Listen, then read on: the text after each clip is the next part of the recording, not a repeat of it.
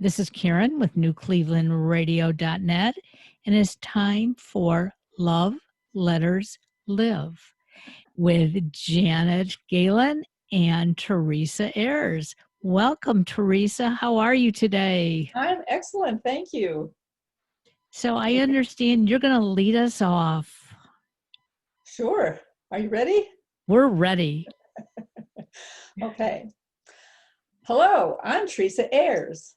And I'm Janet Galen, and we welcome you to Love Letters Live. And I am very attached to that introduction because it's what Teresa and I used to do every time, the start of every episode when we were doing this on radio for years. Yes. So today, Teresa. Yes. We are talking about something that's close to both our hearts. And that is, well, I shouldn't say this because as the guest today, you should get to choose the subject. But we had talked about writing love letters to the dying and the already deceased. Yes. You want to start off by saying something about that? Well, Janet, I learned that from you. Well, so you could talk about it way better. But oh my, how it has changed my life. That's exactly what I want to know. Yes. How it has changed my life. Well, as you may remember, Janet, when we first met, and I heard you talking about an obituary you had written for one of your dearest friends at her request when she was not even close to dying. And you talked about how you had written this letter and sent it to her, or you'd written the obituary and you'd sent it to her, and she was speechless and just really touched by all the things that you said that typically we don't say to people when they're still alive, but we wait till they die to say them to other people. And you talked about love letters and the importance of writing love letters. And I was just so taken with that because, as I told you then, I have in my possession literally hundreds of letters from my parents, from grandparents, letters that I've written to them. In the olden days, you know, we didn't have FaceTime, we didn't have the internet, and so we had to write letters to each other. And those letters were full of information about the sort of things that you would talk about to someone on the phone. You know, made a big stew for dad, have a dentist appointment next week, hoping it's not serious, that sort of thing. But there wasn't a single incident of love, except in the signature. Love mom, love grandma. But nothing about me, nothing about what they appreciated. And likewise, I didn't do that for them. And I thought, you know, this is what they're missing. These letters that I have, they're missing that. And so I caught up with Janet on the street after she had made her presentation. You remember that, Janet? I remember it so well, and I'm going to talk about it. Okay, I'll let you finish. But anyway, that's how we met, and that's where I learned about love letters. And in the last, how many years, Janet? Since then, I just learn more and more from you, Janet, every time we talk. And it has changed my life and my relationships in such an amazing way. It's hard to describe. Well, I want to thank you for all that, because you just opened up whatever the opposite of Pandora is historically. You just opened up a whole bunch of boxes of wonderful things. And you brought up how this all started with the obituary request. I want to tell this story. Yes, you tell it way better than I do. It's well, because I know more of the details than you do. So this happened about, I'd say 15 years ago. We've been started that long ago. I think so. And I got a call from one of my dearest friends in the world, long distance, and she said, I need you to do me a favor. And I said, well, of course, sweetheart. What? She said, I need you to write my obituary, and I need you to write it now. And I laughed and I said, no, I'm not going to write your obituary. Now, a little aside here is she's not sick. She's going to live till 120 and look gorgeous every step of the way, if past history has been any indication. But she loves good obituaries. And what she really does not like is obituaries, excuse me, that start out with, she died after a long battle with cancer. She lost her battle to this. He lost his battle. He waged a battle. And every obituary, most that you read, starts off with what battle they lost. That is, everyone dies a loser. I don't blame her for not liking it. And that shouldn't be what a life story is about. I mean, how you died can be a side note, of course, but it's not, it's how you lived. And I said, but I'm still not going to do it. In short, I can't take part in anything that looks to a time that you're not here on earth with me. And she said, well, you know how I feel. I said, yeah, I've known how you feel for the last 60 years, but I'm not going to do it. And she's going on as if I'm not there. She says, and no battles. I said, no, I understand, but I'm not doing this. She said, actually, if you want, you can say, I died after a long battle with every effing person on this planet. So I, laughed and I said, tempting as that is. Anyway, we hung up the phone and I started to think about it in just those terms you were talking about. That why do we have to wait till somebody's passed on from this life to know, to express how we feel about them? So I decided to write it. Excuse me. And I did, and I sent it to her, and I didn't hear from her. And I didn't hear from her. So I called, her husband answered. I said, did she get a letter from me? He said, yeah, turquoise envelope, it's on her desk. Been there for 2 weeks. I said, don't tell her I called, because you know, Teresa, what we always say is when you write a love letter, it's a gift, and you don't get to nag about what you get in return, right? That's right. Anyway, she finally called me and she said, I read what you wrote. She said, it was just beautiful. In this little soft voice I didn't even know she had. She said, it was just beautiful. She said, but I didn't recognize myself in it. And I said, what? Totally arrogant. I said, you know how good I am at that? Seeing what other people, seeing the beauty in others. And she said, I just didn't. And I thought, bingo, we should all be doing this. And that's what I talked about. And apparently, obviously it struck you and you came to me when you got a hold of me outside this conference that we were at. And you said, I think we can do something together. And I said, what? And you're a corporate person. You do a lot of work with corporations, defining what makes them successful, right? That's one of the things. Yes, well, but that was the thing that we were kind of looking at it. Right. And you said workshops, love letter workshops. And I thought, of course. So we did that. And that led to the radio and that led to the, Examiner column. And I have you to thank for all that. I have you to thank for seeing what we could do with it. Yeah. So we were such a good team. We still are. We still are. I want to go back to the workshops now, because most recently you came to me and you had already kind of gone your separate way. You were doing other things and you weren't. So I was doing love letters and you were doing the things that you were doing. And the love and friendship between us, of course, always, always. And you came to me after you had not been doing this for some time.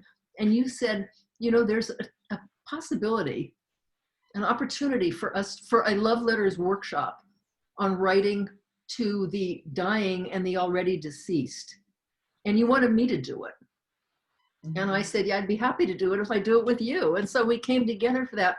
Why don't you talk about that for a minute? What was your expectation when you said, let's do this?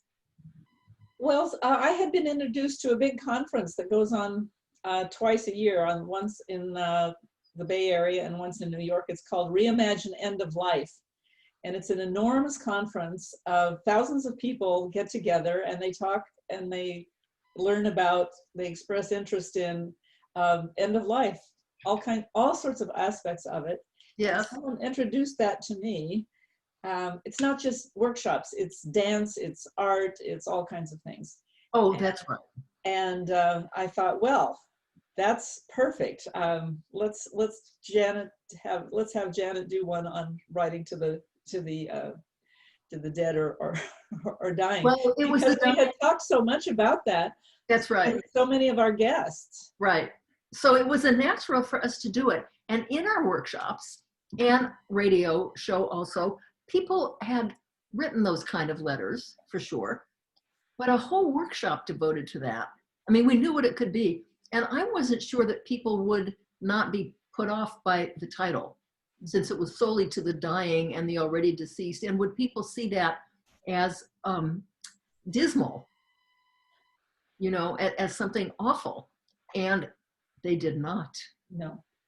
They did not. And people who couldn't come were emailing and saying, I can't come to this, but this is wonderful and I need to write this letter. Only one woman said, ugh, you know, it was scary to her. Yeah. But so you say what happened once people started? Well, these wonderful memories come back to you as you start thinking about someone that is either in the process and you know that their time is near, or they've already gone away and maybe you never had a chance to say those things to them. And so this is your opportunity to experience that again. And it can be tearful, it can be wrenching, but it's also joyful. Isn't it? And so Janet always says, they always say, well, who am I going to send this letter to if the person's already died? Oh, we're going to talk about, yes, go ahead. and Janet says, what do you say, Janet? Well, you know, there's so many places, but I recently did a Love Letters Live with Karen, who is the, you know, the organizer of this New Cleveland Radio, and introduced us. And Karen wrote a letter to her mother who had died a while ago. And I hope people listen to it, because what she ended up saying, she said a lot of good things, was, you know, this letter I wrote, I did it for me. And that's one of the big things. First of all, who are you doing it for? Your parent, your friend, gone from this earth. But, you know, you sit down and you write a letter and you start writing in sadness. You pick up a pen and there's a sadness. And as you start writing, and you and I both know this, Teresa, and Karen, so do you, and everybody who has done this, you start writing in sadness. And then you start saying what you loved about this person, or talking about what you got from this person, or how this person defined you in the best possible way. And at our workshop, you could see smiles just taking over people's faces. Their breathing was kind of calmer. It has such a healing effect. So where do you mail these letters? Oh, Karen did a perfect thing. She mailed it to her sons. Mm-hmm. And there is something about, you know, dear Mom, I know you're not here with me right now, and I'm writing this to you, but I'm going to send it to my two sons, your grandsons, so they will know even better how I felt about you. There's so many places to do it. Mm-hmm. And if there isn't a person in the world to whom you can send this, no other, you can send it to yourself. And when you get it, you just stick it in a book or in a drawer. Somebody will find it. Mm-hmm. And, you know, you mentioned something about, you talked about, you know, I made a stew for dinner, the letters that weren't really love letters, but embedded in these love letters is usually so much actual history about what's going on. Mm-hmm. And it's wonderful when that happens, because these letters found in generations to come are going to be a really accurate history of the times. Yes. So what was one that I know that you wrote one to your cousin. Was it your cousin you wrote one to, and she had Alzheimer's and? No, I don't remember that one. I think the one you're referring to is actually, I wrote a letter to a niece who was actually very close to death, and everyone knew it. It was imminent, and I didn't start that way. I actually, you know, I went, since we were going to talk about this, Janet, I went to my files, and this is another thing that Janet has taught me, is keep a record of all the letters that you send. Yes, we live in a miraculous time. You can make copies of every letter you send. Stick it in the book. Okay, go ahead. And I'm so glad that I did that, because I just reviewed several of the letters that I have written. I did it yesterday, and it just brought back so much joy to me to remember these people that I love so much. But this was to Denise, and she was within weeks of dying. And I remember the name, yes. I just started, dear Denise, I always thought I'm going to have trouble reading this. I always thought we'd get to be old ladies together. Now it looks like I'll have to do that without you, and I will miss you. Okay. And it goes on from there, and I recount some of the wonderful times together that we had, and we had many. And really, I did plan to be an old lady together with her, but she died in her 50s. Terrible. Anyway, so it goes on from there, and about so her daughter told me later. She said, "Mom really loved that letter. It wasn't morbid. It didn't make her sad." And by the way, didn't make her sad, even though you referred to the fact that this was kind of a goodbye. It was a goodbye. It was a goodbye. And sometimes those letters are a goodbye and a hello simultaneously. And sometimes they're just a hello. I years ago, long before this request to do the obituary, I was going to see, with 2 other women, 3 of us going to see a 4th. And we had been probation officers together and worked closely together for many years. Still loved each other dearly. And one of our group was dying of stomach cancer. Young, too young, horrible. So 3 of us realized how close to death she was. And we called and asked if we could come and bring lunch. And anyway, on the way in, as we rang the doorbell, one of the women looked at me and said, "I wrote her a letter. May I read it to her?" I said, "Absolutely." We walked in. And this was a little miracle to me. Oh, she was propped up on the sofa, propped up. She had no strength. She was skin and bones. Her face was totally skeletal. There was just, skin on the bones, and she just broke your heart to look at her. We said our hellos. We brought out our little sandwiches. The woman who was taking care of her, the hospice person, came in and kind of propped her up a little more she had no strength. And so Nancy started to read this letter. And as she read it, this is what happened. This woman, who looked so cadaver-like already, color came to her cheeks. Color actually came into her face that had been the color of chalk when we walked in. And she started to smile, and a light came into her eyes, and she was laughing at these memories. And it was not a goodbye, it was a hello, and it took her back to her strongest, youngest self. And she felt that. It was amazing to see. It often does that. I wrote to a friend of mine. We'd been friends for many, many years. We actually dated at one point, and the romance but the friendship was great. We managed to turn it into a lifelong friendship. And it wasn't always an easy road with this person. Excuse me. And his daughter, wonderful woman, 3 wonderful daughters, got in touch with me and said, "I thought you might want to know this, but Dad's dying." And I couldn't, and maybe a couple of days more. I couldn't get to the pen and paper fast enough. He had done some wonderful, wonderful things for me and my daughters. He was such a good friend. And we had kind of grown apart a little bit. And anyway, he got the letter, and he was already at that point not speaking, but he listened. His daughter read it to him. And his comment at the end of this was, "We liked each other a lot," which gets to the point that so often these letters the effect is to let someone off the hook for their behavior that they regretted. And that's quite a gift. So he got to spend his last couple of days knowing that we liked each other a lot, and he had nothing to regret. Janet, I have a question for you, and it's puzzled me. I've heard the story a number of times, and it's always wonderful, about the woman who had the stomach cancer, and you went to visit her. Oh, yes. And a friend had written a letter and said, "Can I read it?"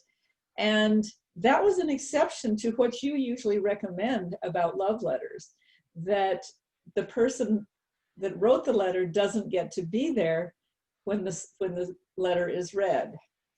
So in this case, and sometimes it happens, that this person she couldn't have held the letter to read it. I don't know that she couldn't have. So, sometimes there are exceptions, sure. But why do you recommend that the writer not be Oh, with Thank you so much for asking that, because in general, you know, if you write a love letter to somebody and you deliver it to somebody at your house, meant for a family member, yes, love letters are personal and they're private.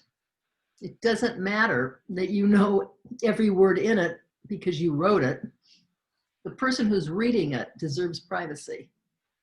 Without you standing there and without your looking at them, which is maybe calling for an exact response. You know, you see this sometimes in movies, I've noticed. And yes, I mean, up until now, but movies of the 40s and 50s where somebody would get a letter and everyone else, you know, I have a letter from her, everyone else in the room would disappear, pull back, walk away, and let this person have a private moment with that letter. Yes. So what do you think that serves? Well, yeah, it's for all the right reasons. I mean, I absolutely believe what you said, because when I get a love letter, and by the way, Janet writes me love letters, and you write them to me also. and I write them to you. Yeah. And it's well, I got one from a young woman just last week. It was email. It wasn't but it actually took my breath away.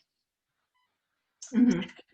And And how nice I was to be able happy to that no one was around to watch that, because it was a very private moment. That's right. And for some reason that is, and I have something to say about when you get one of these via email, print it out on good paper and stick it away, because as you pointed out to me years and years ago, technology changes. And I thought, oh my goodness, yes, of course it does. Very often we have things that we can't use anymore. You know, those little square floppy disks? Can't Nothing. read anymore. Yeah, there's nothing to read them. There's nothing to play your VCR tapes on anymore. You can't buy those players, you know, but I have letters, so do you. I have a couple that are almost 100, well, no, not almost, 100 years old. And they are as readable today as they were the day they were written. It has to be good paper and indelible ink. But when it comes to a storage for how you feel about things, there is no better storage method than a handwritten letter. Yes. Now, what about letters to the deceased? Well, You've done those as well? I have many of those, and the writing of them, often we have friends, we've moved around, so we have friends around the world, around the country, and we can't get to their services, even if there were a service, and increasingly people don't have services anymore, but you want to send something to the loved ones. And so I do that, and the act of writing it is like being there. It's like being with that person again, and Isn't it? remembering, Yeah. really going back in time and remembering the things that you did together, the things that you appreciated about this person, and then you send it to a spouse or the children or whatever. Oh, yeah. And what I've heard more than once is that my letter is read at the funeral or the service. Yes, they make the most perfect eulogies. Yes. And I wanted to say something about that. I wrote a letter, one to my cousin who had a big birthday, and we were supposed to have it in Los Angeles, and then pandemic and nobody could go anywhere. And one to a very close friend who I just love, and just felt like saying what I loved about those people. And each of those people said to me, oh, I told my sons, I told my relatives, I want this read at my funeral. And I thought, ugh, you know, and then I thought, well, why not? Why not? I wasn't sending it for that. But yes, put it aside. I know people should be able to be remembered by their best selves, right? Mm-hmm. Yes. So Janet, I'm going to ask you a question that you often ask, or is asked to you. Well, I really didn't like that person very much. You know, that person did a horrible thing to me and I never forgave them. And now they're dead. Well, then it's high time to forgive them. Okay, so two things. it's always a perfect, okay, let's just define a love letter first. You don't have to feel good about somebody 100% to write a knockout love letter. A knockout love letter is a letter that is your best self on paper. And I think that your best self is that part of you that gets to see the best in others. So if somebody did something, I mean, short of, murder, of course, but if somebody did something unpleasant or dishonorable, you can, and yet had some other really good points, for the sake of the letter, you can just drop the bad stuff and focus on the good part. That's not to say that the bad didn't happen, and it's not to say that you weren't affected by it, but it's just to say that you're aware of what else is inside this person. Yes. So you can write a wonderful love letter to somebody who has been a little iffy towards you. And by the way, a lot of letters to parents have to be that, because relationships between children and parents is more often than not kind of dicey and fraught with difficulty. Not life-threatening difficulty, but harsh moments, criticisms that you didn't need, whatever kind of difficulties. And why not write that love letter? I wrote one to my mother, who had some really couple of difficult streaks, and I focused. It happened that I bought a Revlon lipstick I hadn't bought in years, and the scent of it was my mother, who used to use, wear Revlon lipsticks, something called something melon. I don't remember. I think they still have it. And it just brought me back to so much that was wonderful about her, which I've never lost sight of. But I sat down and I wrote a letter, and I just kind of streamlined, it was like funny how memories come a calling. I bought this lipstick and it reminded me of, and I just wrote a whole, well, she was thrilled. She was aware that remembering the good and forgiving the bad, letting it go, is quite a gift. And she was like in her mid 90s, maybe 93 or 92 at that point. And every time I went to visit her in LA, she would say, I just read that letter you wrote. And you might think that she's a little dotty. She wasn't dotty at all, ever. And the truth is, she read it again and again because it took her back to her best self. Mm-hmm. And very often we have had this experience for people who write letters to parents, and the parent's reaction is almost always the same two things, which is, I didn't know you remembered that. Quite a gift. And the other is, I didn't know you knew that about me. Some insight. I didn't know you knew that about me. And the overall message is, you paid attention. I never knew you paid attention, but you did. And what a gift that is. Mm-hmm. So I hope people will do more of it. And I think one of the saddest phrases that we hear is after a death, oh, I never got to tell her how much I love her. I never got to tell him how much he meant to me. That is one of the most avoidable sorrows on this earth. Pick up a pen and just do it. And you know something? Gratitude taken to the grave that is yours serves no one. Yeah. Right? Yes. Will you be doing this forever, do you think? I will. It just feels good. Yes. Of course. It brings me great joy. And as we mature, as my doctor would say, more and more people that we have known and loved are going to be disappearing from the earth. And so it's time. Now, what about your granddaughters? Do you write to them? I do. They're pretty young. They're preschool right now. But I write stories about them. To them? To them. And I write stories about them and send it to them.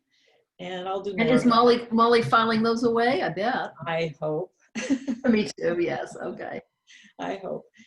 And I am writing a book for Molly about her childhood. And the very best parts and the most fun parts. And that's a love letter in a way. That says, I Yeah. remembered these things, and this is Now, what. will that be a physical book that you get? Yes, it is. It's a physical book. And so Well, you it's on paper. It's on paper. okay, so you can write something in it because anything makes good stationery.